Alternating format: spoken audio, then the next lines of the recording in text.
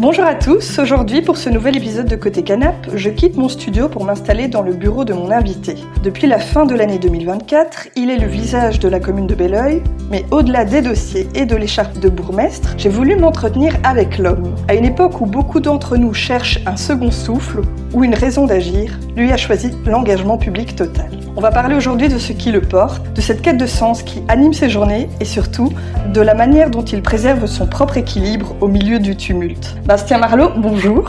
Bonjour Julie. Merci de m'accueillir ici. Avec plaisir. Ma première question est toute simple. Dans ce tourbillon de responsabilités, où puisez-vous votre énergie ? Eh bien, dans la conférence accordée par les citoyens le soir du 13 octobre 2024, dans les retours positifs que je reçois au quotidien, chaque jour je me lève avec toujours la même motivation, parce qu'au départ finalement de mon engagement, je suis un jeune étudiant en droit qui à la sortie de ses études a décidé de s'engager, de consacrer quelque part sa vie à la vie communale, être acteur plutôt que spectateur. Voilà, j'ai été élu directement la première fois que je me suis présenté.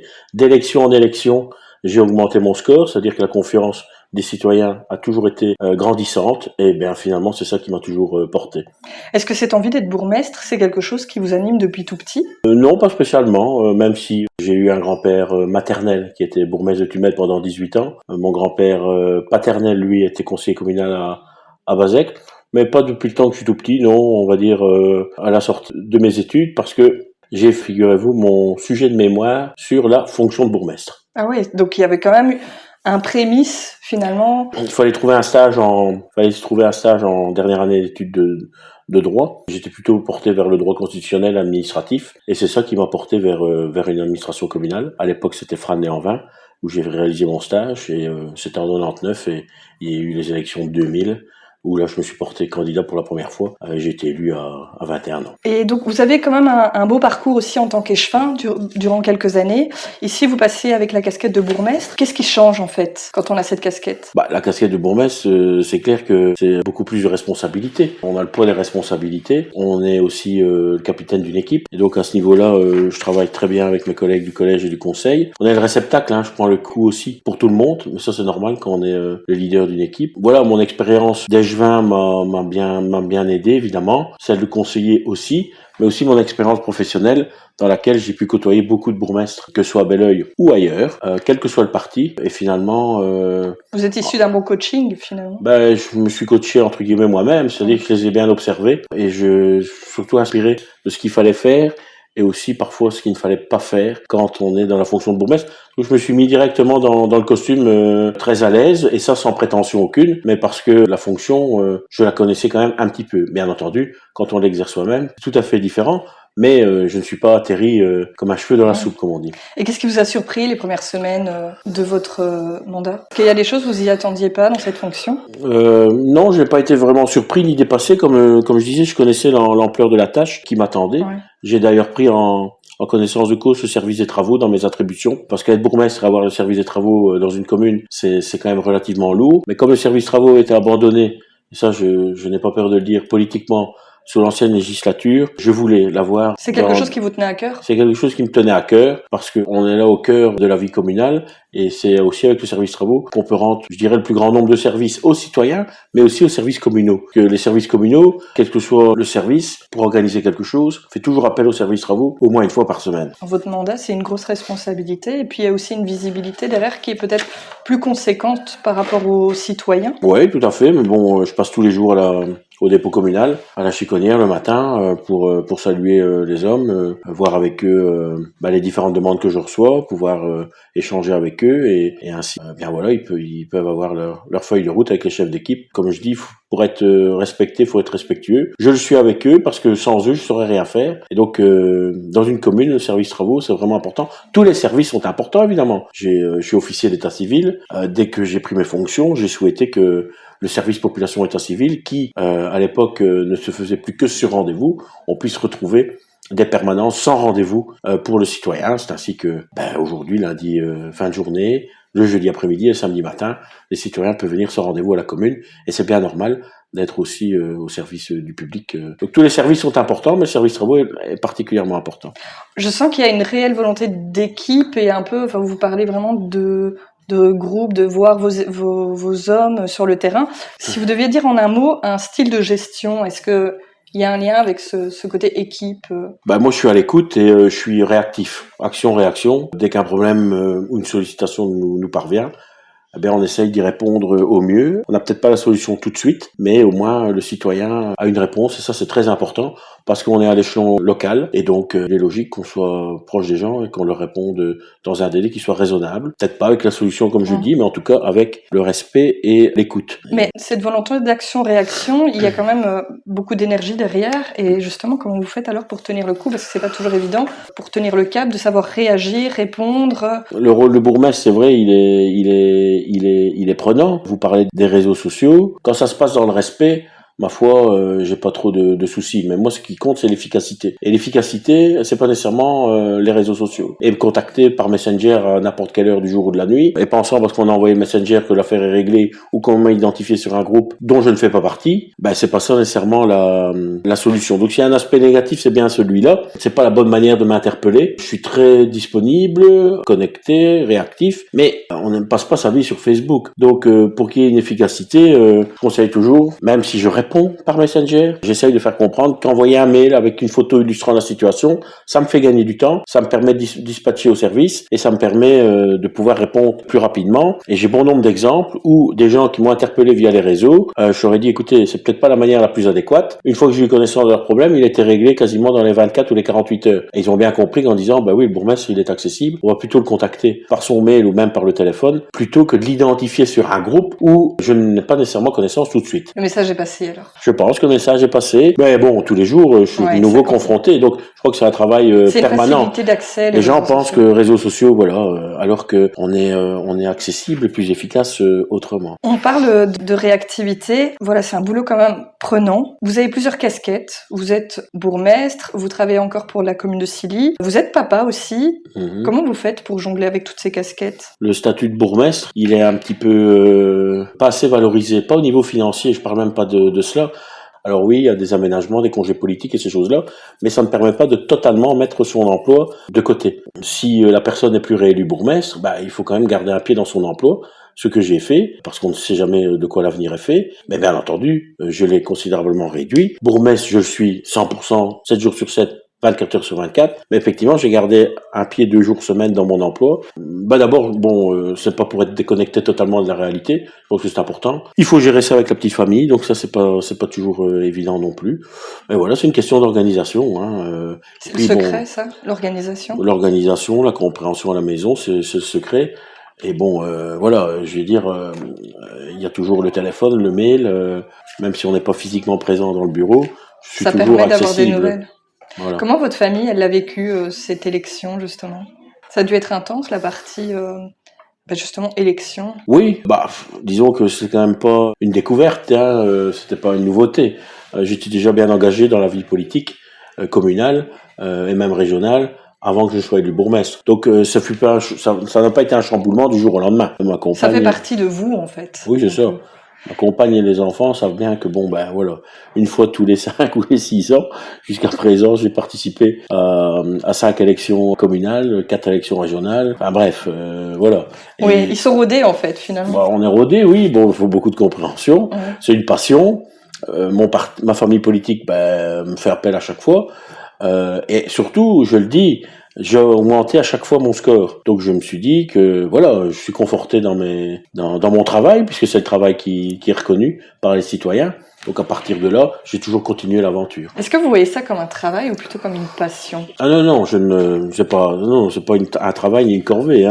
Vous voyez pas les heures en fait quand vous... Ah non, je vois pas les heures et je pense pas que je les compte parce que, si je devais, de toute façon, c'est bien simple, ça commence à 6 heures et ça se termine à 22 heures en semaine et samedi, dimanche compris. Donc voilà. Est-ce que pour être bourgmestre, est-ce qu'il y a plusieurs Bastien Marlot? Est-ce qu'il y a plusieurs personnalités qui se cachent? Je veux dire, quand vous êtes en partie privée, vous êtes quelqu'un d'autre? Ou alors vous pensez que finalement, pour être 100%, il faut être soi-même? Non, il y a qu'un Bastien Marlot, il est authentique, avec ses qualités, ses défauts. Il est engagé, il a son caractère, mais il y a un seul Bastien, oui. Bon, je pense que ça c'est...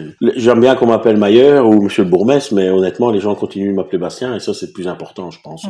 Donc je me suis dit que que je resterai moi-même, bien les pieds sur terre aussi. Parce que il faut pas décoller parce que tout de suite vous arrivez à une fonction comme celle-là. Au contraire, je reste bien ancré sur le sol et C'est important de et continuer très humble. à justement voir la population de près, d'être sur le terrain pour... Bah oui, moi je suis sur le terrain tous les jours, tous les week-ends. Vous pouvez voir, on est ici lundi. Ce week-end, j'étais encore sur le terrain en soutien associatif et autres. Voilà, donc ça c'est important aussi. Qu'est-ce qui vous plaît le plus dans votre métier? Les contacts, et puis savoir que vous pouvez être utile à la collectivité, être utile aux citoyens, utile à nos associations, à nos clubs. La commune, vraiment, c'est le niveau de pouvoir où on peut rendre le plus de services, mais de manière très très directe, très concrète. Ouais. Très concrète. Donc on se sent utile quand même si le bourgmestre doit d'abord aussi faire respecter les lois et les règlements sur son territoire. Donc il y a des décisions que je dois prendre parce que la loi me dit de les prendre, qui ne font pas nécessairement plaisir, pour des raisons de sécurité que je n'ai pas toujours à développer. Alors les gens parfois ne comprennent pas toujours, mais voilà, ça aussi Ça fait partie du boulot. Ça fait partie du boulot. Et pour vous reposer, vous avez un hobby? La vie communale, c'est déjà une passion en tant que telle. Et pouvoir décompresser un petit peu, c'est passer du temps avec la famille, évidemment. Donc ça, c'est important. Pouvoir être auprès notamment de Timéo actuellement, comme je l'étais avec Baptiste avant, dans ses entraînements de foot, dans ses matchs et tout ça.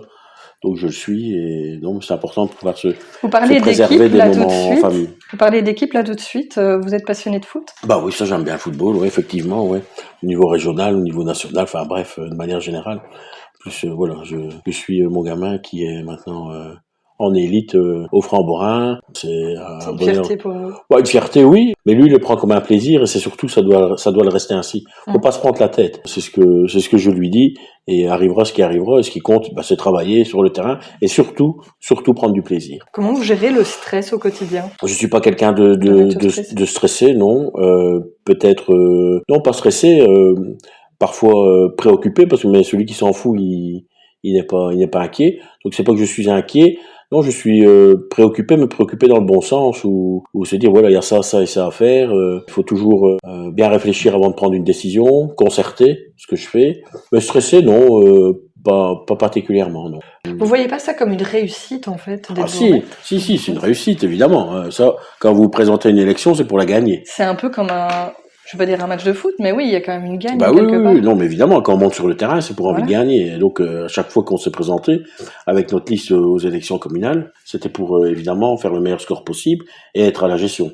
Alors, comme je l'ai dit, déjà, j'ai appris des soirs, pas nécessairement des soirs de défaite, parce que la défaite, c'est quand vous êtes battu. Mais démocratiquement, je n'ai jamais été battu. J'ai toujours augmenté mon score. Les soirs où mon groupe a été laissé de côté par quelques-uns, alors que ces personnes-là faisaient 3 ou 4 fois moins de voix que moi, la population ne comprenait pas que leur choix n'était pas respecté. Alors c'est des soirs de défaite qu'on apprend le plus pour espérer de temps en temps préparer un soir de victoire. On l'a connu en 2024, c'est de manière extraordinaire, mais c'était une victoire non pas personnelle, une victoire collective, parce que j'ai pu fédérer autour de moi une équipe incroyable. Encore cet esprit d'équipe, en fait. Elle perdue, oui, mais l'esprit d'équipe. Mais seul, vous pouvez peut-être aller vite, un petit moment, mais vous n'irez pas très loin. Et donc franchement, moi, je continue d'ailleurs ainsi à travailler, à fonctionner. Je suis pas dans ma tour d'ivoire. Ma porte est ouverte. Je communique beaucoup avec mes échevins, avec mon collège, avec les conseillers aussi, parce que j'ai été très longtemps conseiller communal, pendant 18 ans. Voilà, j'ai même eu du mépris à un moment donné, parfois, lorsque j'étais conseiller communal. Et donc, je veux pas faire subir à certains ce que moi, j'ai pu subir par moment. Il faut communiquer beaucoup. Vous parlez d'erreurs, enfin d'échecs. Est-ce que vous diriez que l'échec vous fait grandir et vous apprend? Oui, on apprend des soirs de défaite ou des soirs d'échec où on n'est même pas invité autour de la table pour discuter alors que on a fait un bon score. Et donc voilà, en 2024, on a pu la population a sans doute retenu aussi des leçons de nous avoir laissés sur le côté en nous donnant une majorité absolue. Et bien là, il y avait même plus de discussion possible, nous étions incontournables. Encore une fois, c'est un travail d'équipe. On a tiré tous dans la même direction et le citoyen l'a bien compris. Le citoyen se rallie aux gens qui travaillent et qui se tirent pas dans les pattes et qui regardent dans la même direction. pour faire finalement avancer le bien commun et la commune. Hein. J'ai quelques questions à compléter avec spontanéité. Ouais. Alors la première c'est, pour être un bon bourgmestre, il faut Être à l'écoute, être à l'écoute, disponible et bosseur. La critique qui me blesse le plus, c'est celle qui vient de personnes qui n'y connaissent rien du tout au dossier en tant que tel et qui par des raccourcis finalement font des amalgames peut-être. Font des amalgames et racontent n'importe quoi. Bon, moi j'ai des larges épaules, mais par exemple, ce que je n'apprécie pas, c'est quand on peut, même si c'est de moins en moins. Pourquoi ? Parce que nous travaillons quand on attaque le personnel communal, par exemple. Là, je serais le premier pour les défendre aussi. Le vrai luxe, c'est le vrai luxe, c'est d'être en bonne santé, pouvoir profiter de ce qu'on aime. Hein. C'est vrai. Alors, est-ce que vous avez un projet que vous aimeriez à court terme développer ? On a une déclaration de politique communale qui est ambitieuse. On a un plan stratégique transversal avec le CPS qui comporte 169 actions.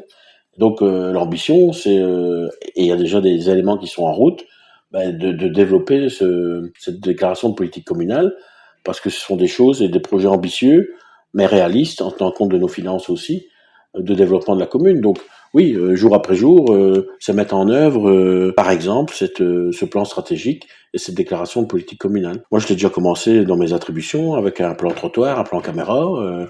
Bon voilà, il faut du temps. Hein. La loi sur le marché public fait que 1 an est vite passé en termes administratifs, mais non, mais il y a des choses qui vont se concrétiser. Hein. Ici, on vient de placer, par exemple, ça me vient à l'esprit ce week-end, des agrès de musculation près du gymnase de Sambruges.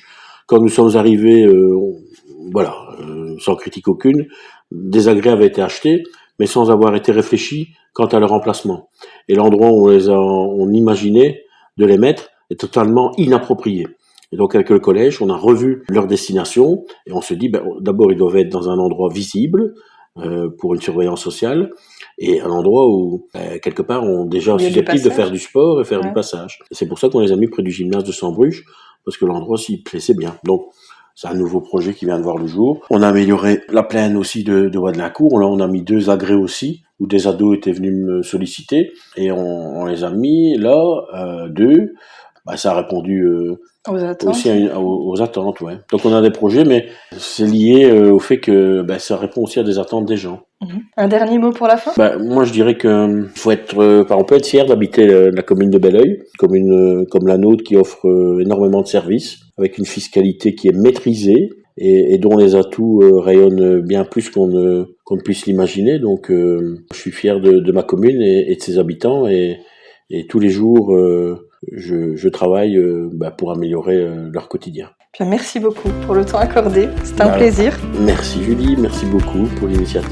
On termine cet entretien sur une note inspirante. Être bourgmestre, ce n'est pas l'aventure d'un seul homme, mais bien un sport d'équipe.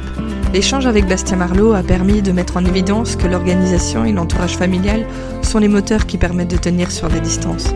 Merci à lui pour sa franchise sur le quotidien aux multiples casquettes, où le service public devient une évidence plutôt qu'une charge. À vous qui nous écoutez, j'espère que cet échange vous aura apporté quelques clés pour votre propre quête d'équilibre. Encore merci pour votre écoute et votre soutien, et on se donne rendez-vous bientôt pour un prochain épisode de Côté Canap'.